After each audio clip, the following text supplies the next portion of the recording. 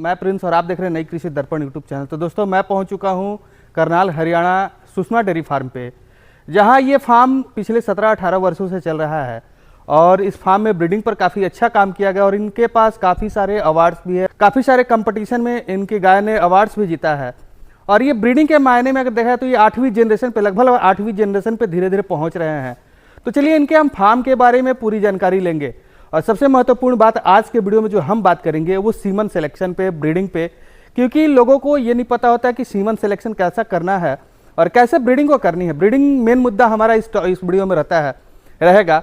तो मैं चाहूंगा कि वीडियो कंप्लीट देखिए, जानकारी अच्छी लगे तो चैनल को सब्सक्राइब करें, साथ में बेल आइकन का बटन को प्रेस करें ताकि जब भी इस तरह का वीडियो होना तो आपको वीडियो मिलता रहे। तो चलिए हम सर से पूरी की पूरी जानकारी लेने का। नमस्कार सर, सबसे पहले तो आपका हमारे चैनल पर स्वागत है। नमस्कार जी। आप अपना छोटा सा परिचय हमारे दर्शकों को दे दीजिएगा सर। मेरा नाम कृष्ण कुमार है और फार्म का नाम है सुषमा डेयरी फार्म, बीबीपुर जटान, करनाल, हरियाणा। तो ये फार्मिंग के लाइन में आप कब से हैं सर, कितने दिनों से? इसमें मेरे को 17 साल हो गए। 17 साल हो गए? हाँ जी, हाँ जी। अच्छा। हाँ। तो 17 साल में शुरुआत से ही आपने ब्रीडिंग पर काम किया या कुछ समय के बाद? नहीं, उससे पहले तो ब्रीडिंग के बारे में पता ही था। 2007 में काम शुरू किया था। अच्छा। तो उसमें तो ऐसी गायें खरीद ली थी इधर उधर से, बाहर से। जी। थे तो वो गायें फिर वो सेल सूल कर दी थी। एक गाय बाद में बची थी हमारे पास। अच्छा। फिर 2010 से फिर उस पर ब्रीडिंग पे काम शुरू किया था। अच्छा। तो थोड़ा सा नॉलेज हो गई थी बाहर घूम के। फिर मैं एक डॉक्टर के साथ NDRI में उनके साथ काम वगैरह सीखा, डॉक्टरी का। अच्छा। उनके साथ रहे। जी। फिर अपना प्रैक्टिस करी थोड़ी बहुत बाहर फील्ड में। और फिर उसके बाद फिर अपना ब्रीडिंग पे काम शुरू कर दिया 2010 में। 2010 से। तो 15 साल आपको ब्रीडिंग करते हुए हो गया? हाँ, लगभग 15 साल। 15 साल हो गया सर। किस जनरेशन में आप पहुँचे हुए अभी? हमारे पास अभी 7th जनरेशन की है जो मिल्किंग में है। अच्छा, 7th जनरेशन मिल्किंग में? 7th जनरेशन मिल्किंग में है और 8वीं जनरेशन के हमारे पास काफ आए हुए हैं। तो 7th जनरेशन बोले तो मतलब क्या वो आपके यहाँ की बछिया जो है उसके बाद फिर अभी तक आप 7वें में आए? हाँ, वो हमारे फार्म की बच्चियाँ हैं, घर की हैं। अच्छा। तो वो उनको आगे सीमन लगाते रहे तो मान लो समझ लो 7 पीढ़ियाँ बन गई उनकी। जी, 7 पीढ़ियाँ। हाँ, 7 पीढ़ी उन्हीं की हो गई है। अच्छा। 8वीं पीढ़ी अभी आई है। अच्छा। हाँ। तो सबसे पहले हम आपसे ये बात करना चाहेंगे, जो ब्रीडिंग करना होता है लोगों को, तो कैसे ब्रीडिंग करना है, क्योंकि लोगों को बहुत कम ही पता होता है। इसके बारे में थोड़ा सा जानकारी जरूर दीजिएगा सर। ब्रीडिंग में पहले आप अपनी गायें देखो, आपके पास गायें कैसी है। हाँ जी। ठीक है ना। तो गायें देख के फिर उसमें सीमन सेलेक्ट कीजिए जी। आपको मान लो अगर आपकी गाय का दूध कम है जी, तो जिस बुल की कैपेसिटी अच्छे दूध की होगी वो सीमन सेलेक्ट कीजिए। अच्छा। अगर आपके पास दूध अच्छा है तो उसके मान लो ट्रेड्स वगैरह देखिए, मान लो पैरों की कितनी मजबूती है जी। ठीक है। और ऑर्डर क्वालिटी देखिए और उसकी मान लो लेंथ वगैरह देख के सीमन सेलेक्ट करिए, वो फार्म में लगाइए। अच्छा। सीमन तो आप कोई सी भी कंपनी का लगा सकते हो। ABS का भी सीमन अच्छा है जी। और जी मान लो CMAX का भी सीमन अच्छा है जो PDF में मारे जी। और वर्ल्ड वाइड का भी सीमन अच्छा है। और सीमन जो है SAG का, सैग का, वो भी सीमन अच्छा है। लेकिन उसमें बुल सेलेक्ट कीजिए अपने गाय के हिसाब से, या जो भी आप अपनी फर को लगाओगे उसके हिसाब से सेलेक्ट करके सीमन लगाइए। और थोड़ा सा ये ध्यान रखिए सेम बुल ना हो। अच्छा। उससे थोड़ा इन ब्रीडिंग का रहेगा। इन ब्रीडिंग अगर फार्म में होगी तो आगे वो जो बछड़ी होगी, जो गायें होगी, उसकी इम्यूनिटी कम होगी, दूध भी कम होगा। तो थोड़ा इन ब्रीडिंग से बचने के लिए उसकी थोड़ी लाइन चेंज कीजिए। लाइन चेंज करके आप सीमन लगाइए तो उसकी परफॉर्मेंस बहुत अच्छी रहेगी। अच्छा। हाँ। तो पहले जनरेशन में आपने किस तरह का बुल का चयन किया था? पहले जनरेशन में जो हमारे पास गायें थी वो डेनमार्क 107 की थी। अच्छा। हाँ, तो उस पर हमने फिर वर्ल्ड वाइड का सीमन यूज़ किया। अच्छा। हाँ, तो थोड़ा उस टाइम पे हमें भी मान लो इतनी नॉलेज नहीं थी जी। तो थोड़ा जैसे काम में चलते चले गए तो वर्ल्ड वाइड का सीमन यूज़ किया जी। तो बुल मान लो सारा जो रिकॉर्ड है वो अपना लिखना शुरू किया। अच्छा। तो फिर उस पर अलग अलग बुल फिर लगाते चले गए। तो अभी 5-6 साल से थोड़ा इन ब्रीडिंग के बारे में पता लगा। अच्छा। तो फिर वो सारे उनके मान लो पेरेंट्स वगैरह चेक करके जी। तब हम बुल सेलेक्ट करके आई करते हैं। और अपने फार्म पे मान लो जैसे किसी गाय की थोड़ी ऑर्डर क्वालिटी लूज है तो उस पर ऑर्डर का जो बुल अच्छा ऑर्डर देगा, जी जी। ऑर्डर क्वालिटी जिसकी अच्छी होगी तो वो सीमन यूज़ करेंगे। अच्छा। मान लो कोई किसी गाय में थोड़ी पैरों की दिक्कत है, एचएफ में ज़्यादातर पैरों की दिक्कत आती है, तो जिसके खुर मजबूत होंगे, एंकल वगैरह मजबूत होंगे, तो वो सीमन यूज़ करेंगे अपने फार्म पे। अच्छा। हाँ, और करना भी यही चाहिए हमें। मान लो ऑर्डर क्वालिटी पे और जो बुल पैरों से मजबूत होगा ना, वो सीमन हमें ज़्यादा यूज़ करना चाहिए। और फिर थोड़ा सा एक फर्टिलिटी पे ध्यान देना चाहिए। अच्छा। फर्टिलिटी मीन्स यानी कि आप जो बछड़ी आएगी वो मान लो आप एआई करोगे तो कंसेप्शन कितनी अच्छी आएगी इसकी, वो चीज़ें थोड़ा ध्यान करके सीमन सेलेक्ट करो। अच्छा। तो ऑर्डर की क्वालिटी पहले बात करते हैं, तो ऑर्डर की क्वालिटी किस गाय की किस सीमन का सबसे बेहतर होता है? सीमन का तो तकरीबन सभी के अच्छे हैं। अच्छा। आप उसके ट्रेड्स वगैरह देखो ना। हाँ। मान लो ऑर्डर के ट्रेड्स होते हैं। अच्छा। मान लो ऑर्डर कलेक्ट होता है, ठीक है, ये चीज़ें सेट करके जिसकी आपको प्लस में ज़्यादा मिलेंगी जी जी ऑर्डर क्वालिटी, तो वो प्लस वाला बुल सेलेक्ट कीजिए। अच्छा। और एक मान लो फूट का आता है जी जी, जिसकी फूट हेल्थ ज़्यादा अच्छी होगी, प्लस में होगी जिसकी, जी जी। वो बोले उसकी आगे आने वाली बछड़ियाँ अच्छी रहेंगी। अच्छा। तो वो सीमन सेलेक्ट कीजिए। अच्छा। हाँ। तो अब बहुत सारे तो कंपनियां दावा भी करता है सर कि अगर आप इस ये सीमन डालते हैं तो आपके गायों में थैनाला नहीं होगा, ऐसा हुआ क्या? ऐसा भी सीमन है क्या अभी? ऐसा भी है, इसमें ट्रेड्स में एक ट्रेड होता है सोमेटिक सेल का। अच्छा।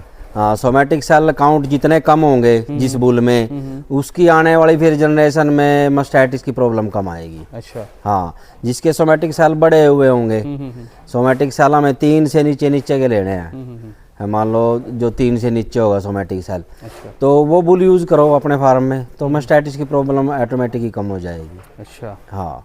और उसके अलावा और भी बहुत सारी कंपनियां दावा करती है, जैसे डी हॉर्न होना, पहले से ही मतलब सींग नहीं आएगी गाय की, या और भी जैसे रोग वगैरह को रोग प्रतिरोधक क्षमता होगा, क्या ऐसा भी है क्या सीमन वगैरह सेलेक्ट करने में? हाँ, सीमन में है इम्यूनिटी वगैरह। जैसे आप हेल्थ में देखोगे, जितने आप अच्छे हेल्थ का सीमन लगाओगे जी जी, तो उसकी हेल्थ अच्छी आएगी। तो मान लो एक उसमें होती है पीएल, प्रोडक्टिव लाइफ, जी जी, ठीक है, वो जितनी प्लस में लोगे तो वो गाय उतनी लंबी, मान लो उसकी एज उतनी ज़्यादा होगी। अच्छा। हाँ, उसकी प्रोडक्टिव लाइफ उतनी ज़्यादा, वो फार्म में आपके उतने ज़्यादा लंबे टाइम रहेगी। उसकी इम्यूनिटी भी अच्छी होगी। तो मौसम के अकॉर्डिंग जैसे भी मौसम चेंज होगा जी जी, तो उसकी इम्यूनिटी अच्छी होगी तो वो बीमार बहुत कम होगी। अच्छा। हाँ, वो मान लो जो प्रोडक्टिव लाइफ है उसका प्लस वाला सीमन यूज़ करो जितना ज़्यादा प्लस में हो। अच्छा। अभी तो मान लो 5 प्लस 6 प्लस के भी बुल आ गए। अच्छा। हाँ। और उसके बाद आपके पास अभी टोटल कितनी कैपेसिटी है? मेरे पास अभी मान लो 15 गाय मिल्किंग में है। में है। हाँ, मान लो कुछ की आई होगी, मान लो हम दिसंबर से आई शुरू करते हैं, उसमें से कुछ गायें कन्फर्म है जो प्रेग्नेंट है, उनका थोड़ा दूध कम हो गया।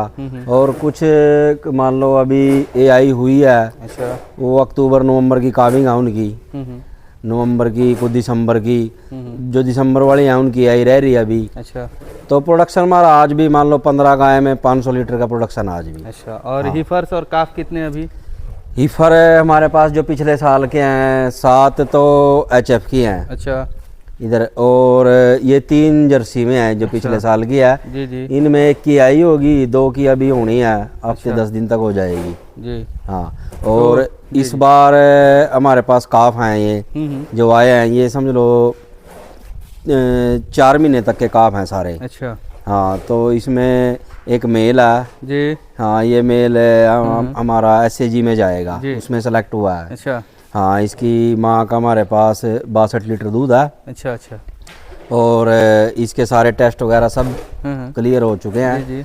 हाँ, और अभी ये हफ्ते 10 दिन तक एसएजी के सीमेंट बैंक में चला जाएगा अहमदाबाद। अच्छा। अच्छा। हाँ, ये इसका सेलेक्ट हो चुका है, ये 4 महीने का बुला है। अच्छा, तो ये फिर चला जाएगा आपके? हाँ, मतलब आम इसके के आम, जी जी, मान लो पूरे साल की रिकॉर्डिंग करते हैं एसएजी दूध की, गाय की दूध की रिकॉर्डिंग करने के बाद जो गाय सेलेक्ट होती है मैं उसी का ही बुल लेते हैं, बच्चा लेते हैं। अच्छा। हाँ, उसी का काफ लेंगे जी।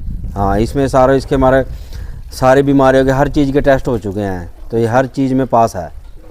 तो एक और समस्या अब बुलाया था सर, आपके पास टॉप मिल्किंग में कितनी गाय हैं? टॉप मिल्किंग में कितने लीटर तक की है? टॉप में हमारे पास 70 लीटर तक की गाय है। 70 लीटर। तो 70 लीटर गाय की जो फैट एसएनएफ कैसे मेंटेन करना पड़ता है? क्योंकि फैट एसएनएफ उसमें भी सीमन का देखा जाता है क्या कुछ है? हाँ, उसमें भी सीमन का है। अच्छा।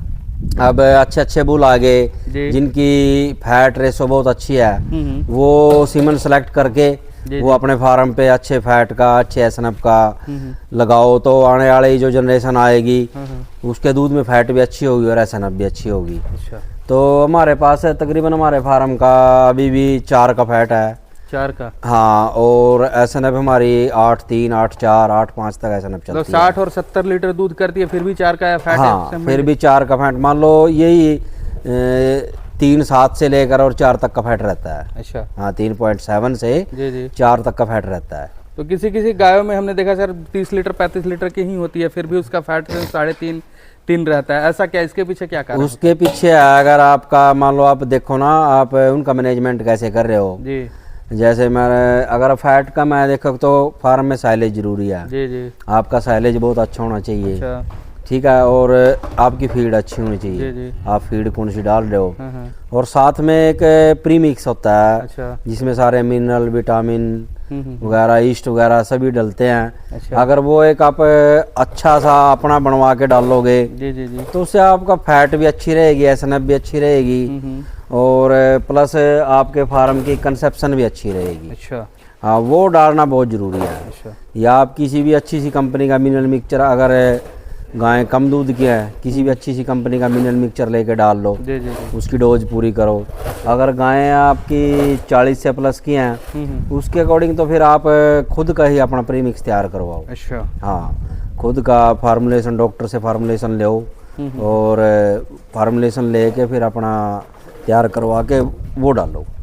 तो आप क्या इनको खिलाते हैं फीड मैनेजमेंट में सर? फीड में हमारे पास अभी आशीष की फीड चली हुई है। जी बिल्कुल। हाँ। अच्छा। पहले हमने अपनी भी फीड डाली थी जी, और अभी हम कम से कम 6 महीने से आशीष की फीड डाल रहे हैं। अच्छा। फीड अच्छी है। हाँ, फीड तकरीबन हर कंपनी की अच्छी होती है, हर फार्मर की अपनी अलग अलग चॉइस है। अच्छा।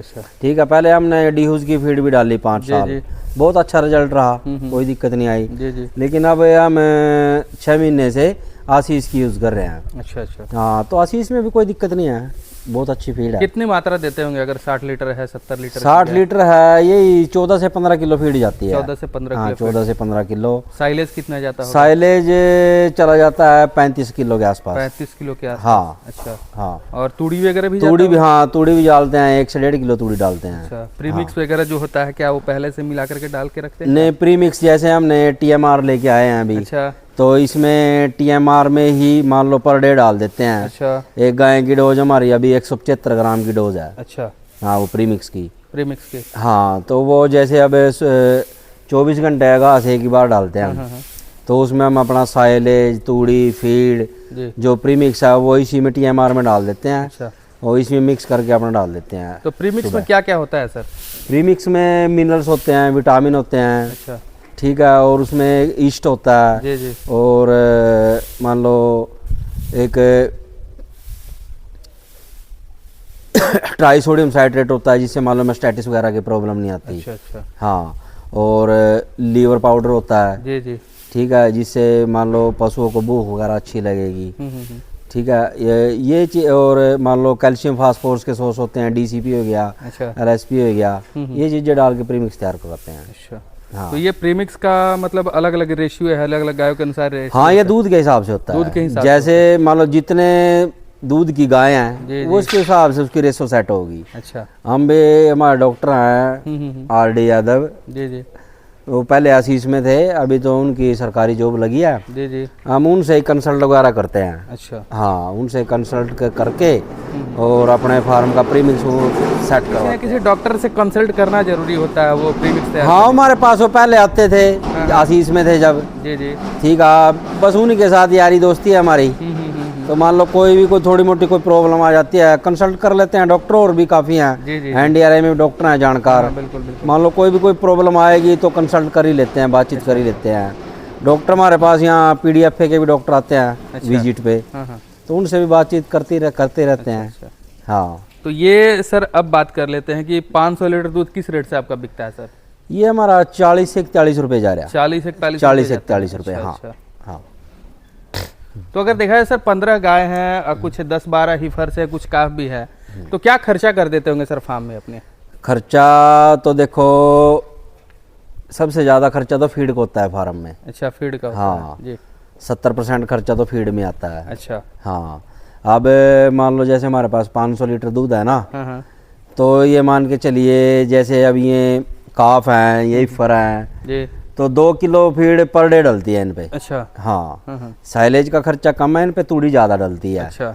हाँ, साइलेज तो एक ही फर है, मान लो 7 से 8 किलो साइलेज डालते हैं। अच्छा। तूड़ी है, तूड़ी 2 से 2.5 किलो 3 किलो तक तो भी तूड़ी डलती है इन पे।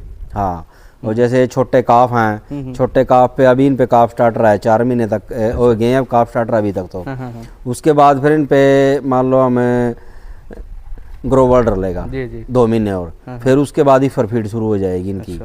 2 किलो से 2.5 किलो इनको पर डे डालनी है। जैसे 4 महीने का इन पे हमें मान लो साइलेज नहीं हमने इनको अभी भी दिया है, तूड़ी और फीड।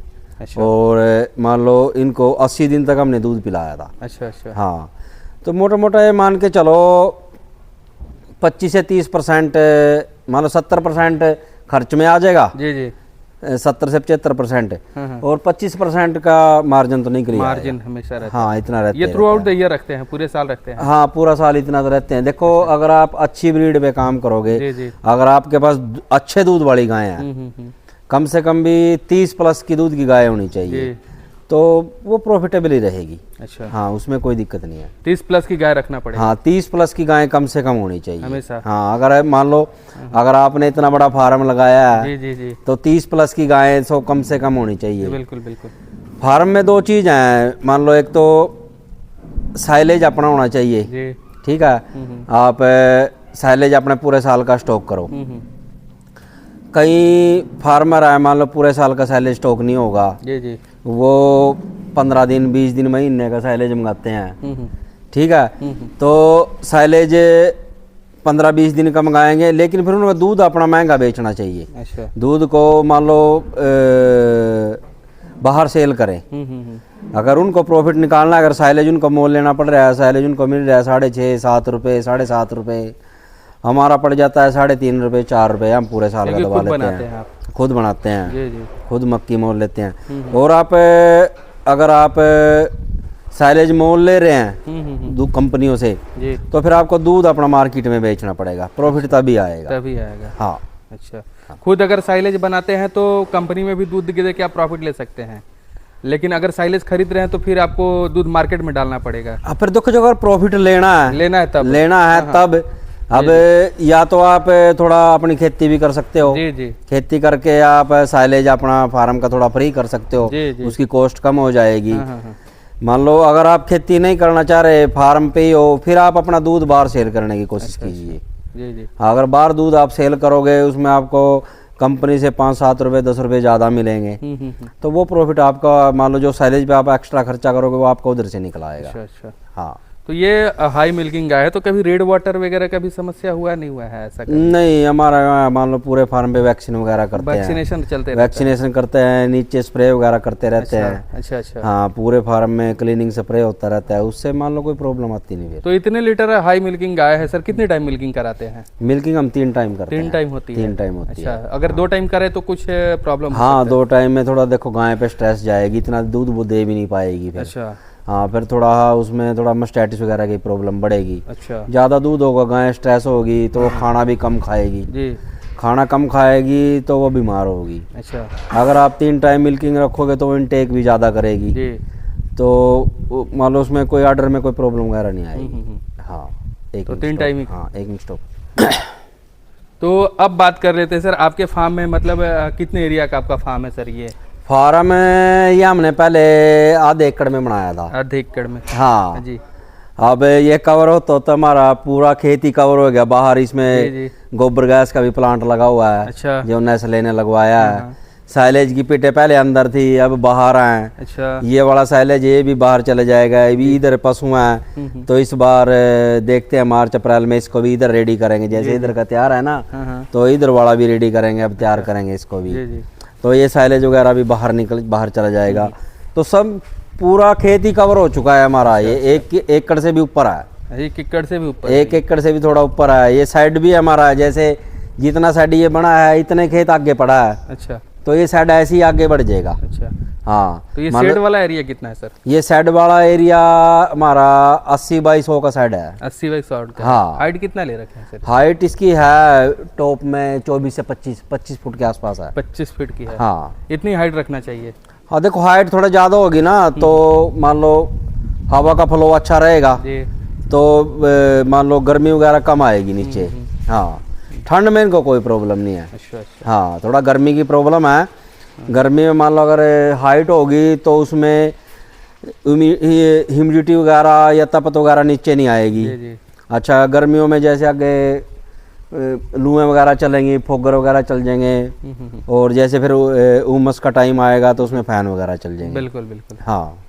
तो नए आप तो बहुत सारे लोगों को ट्रेनिंग भी देते हैं सर, आपके बहुत सारे शिष्य तैयार भी हो चुके हैं। हाँ जी, हाँ जी। तो नए साथी जो डेयरी फार्मिंग करना चाहते हैं उनके लिए क्या कहना चाहेंगे सर?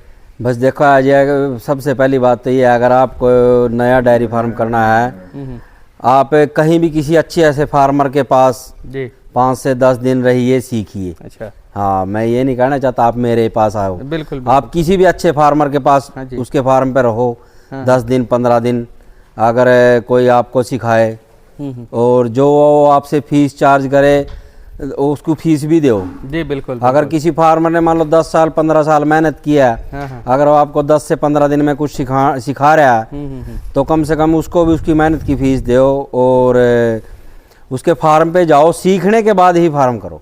मतलब एक दिन में तो नहीं सीख पाएंगे? एक दिन में तो नहीं सीख पाएंगे। जैसे हमारे पास है 15 दिन, हमारे पास यहाँ 10 दिन का बैच है। हाँ, 10 दिन का हम ज्यादा रखते भी नहीं है। अच्छा। 1 या 2 मेंबर या 3, इससे ज्यादा नहीं। अच्छा। हाँ, मान लो 10 दिन हमारे पास ही रहेगा, खाना भी हमारे पास ही है, रहना भी हमारे पास ही है, हमारे पास रहेगा। और अपना 10 दिन एनिमल को हम कैसे मैनेज कर रहे हैं, कैसे मिल्किंग करते हैं, कैसे फीडिंग करते हैं, ठीक है, ये सारा हर चीज़ उसके सामने ही होगी। लाइव उसको सारा दिखेगा। 10 दिन यहीं रहेगा। अगर बंदा कोई 10 दिन लाइव देख लेगा तो उसकी समझ में फिर ज़्यादा आ जाएगा। जी। हाँ, चलिए, बहुत अच्छी आपने जानकारी दी सर हमारे दर्शकों के लिए। इसके लिए बहुत बहुत धन्यवाद सर। Thank you.